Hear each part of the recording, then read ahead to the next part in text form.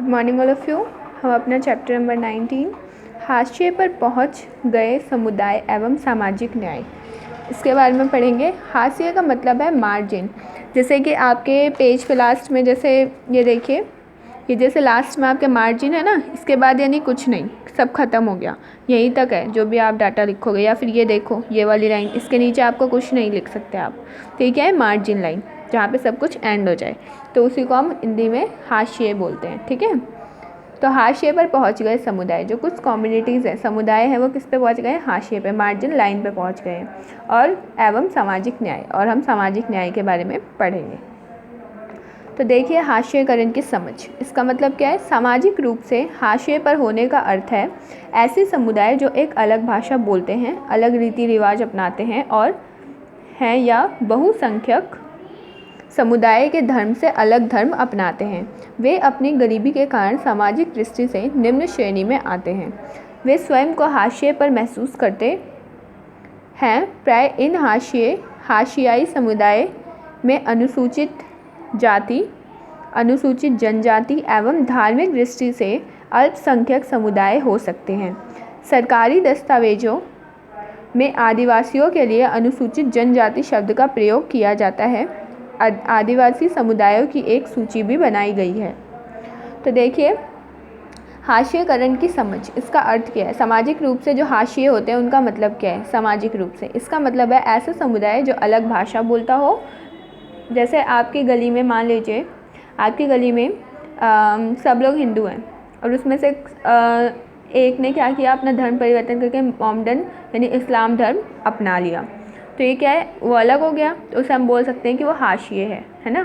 तो वैसे ही यहाँ पर, ऐसे ही हमारे समुदाय में कुछ ऐसे लोग थे जिनकी भाषा अलग थी, बोलने का तरीका अलग था, अलग रीति रिवाज अपनाए थे उन्होंने, या बहुसंख्यक समुदाय में उन्होंने धर्म भी अलग कर लिया था।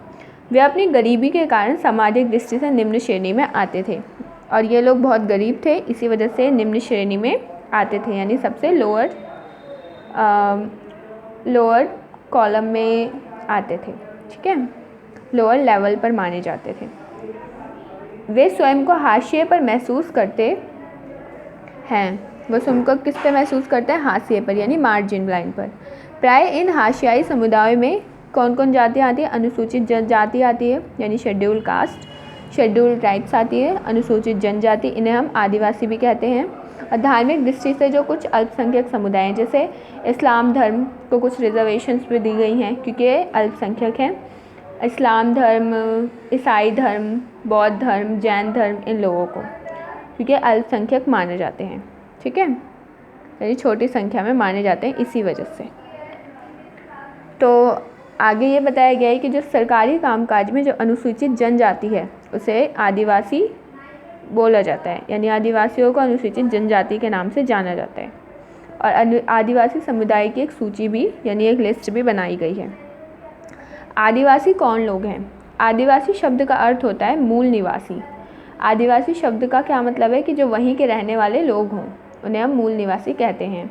ये ऐसे समुदाय हैं जो प्राय जंगलों में रहते आए हैं और आज भी उसी तरह जीवन व्यतीत कर रहे हैं। ये ऐसे लोग हैं जो क्या करते हैं? जंगलों में रहते हुए आए हैं, पहले भी जंगल में रहते थे, अभी भी जंगल में ही रह रहे हैं, तो इन्हें हम आदिवासी कहते हैं। भारत की लगभग 8% आबादी आदिवासियों की है। देश के बहुत सारे महत्वपूर्ण खनन क्षेत्र एवं औद्योगिक क्षेत्र आदिवासी इलाकों में हैं।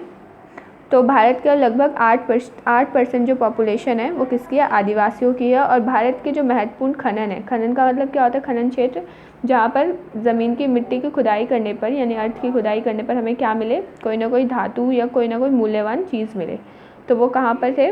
जहाँ पे आदिवासी लोग रहते थे, वहीं पर, उसी क्षेत्र में। ठीक है, और वहीं पर क्या कर दिए गए? जो उद्योग हैं वो भी वहीं पे स्थापित कर दिए गए। कहाँ पे? आदिवासियों के इलाकों में। क्योंकि अगर कोई चीज़ हमें वहीं से प्राप्त हो रही है तो हम क्यों गाड़ी का खर्चा उठाएंगे? मतलब एक जगह से दूसरी जगह ले जाएंगे, वहीं पर क्या कहते हैं, उद्योग स्थापित कर दिए इसी वजह से। तो कौन कौन से क्षेत्र हैं? जमशेदपुर, राउरकेला, बोकारो एवं भिलाई, जो लोहा इस्पात उद्योग के लिए प्रसिद्ध हैं। तो ये कुछ शहर हैं जो लोहा और इस्पात, यानी आयरन और स्टील इंडस्ट्रीज़ के लिए फेमस है। आदिवासी इलाकों में हैं। झारखंड, उड़ीसा, गुजरात, महाराष्ट्र, राजस्थान, आंध्र प्रदेश, पश्चिमी बंगाल तथा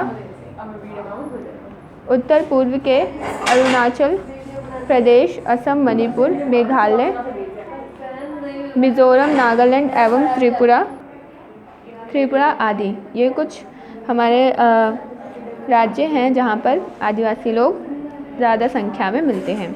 आदिवासी समाज में बिल्कुल अलग दिखाई देते हैं क्योंकि उनमें ऊंच नीच का अंतर बहुत कम होता है। जो आदिवासी समाज है उनमें ऊंच नीच का कोई अंतर नहीं होता है। इसी कारण से ये समुदाय जाति वर्ण पर आधारित समुदाय पर राज्यों के शासन में रहने वाले समुदाय से बिल्कुल अलग होते हैं। इसलिए ये लोग क्या होते हैं, अलग होते हैं, क्योंकि इनमें ऊंच नीच का कोई अंतर नहीं होता, बहुत ही कम होता है। हमारे में तो होता है कि ये जाति ऊंची है, ये जाति नीची है ना। तो चलो ठीक है, अभी हम इतना ही करेंगे क्लास। नेक्स्ट क्लास में करेंगे। Thank you all of you for listening me.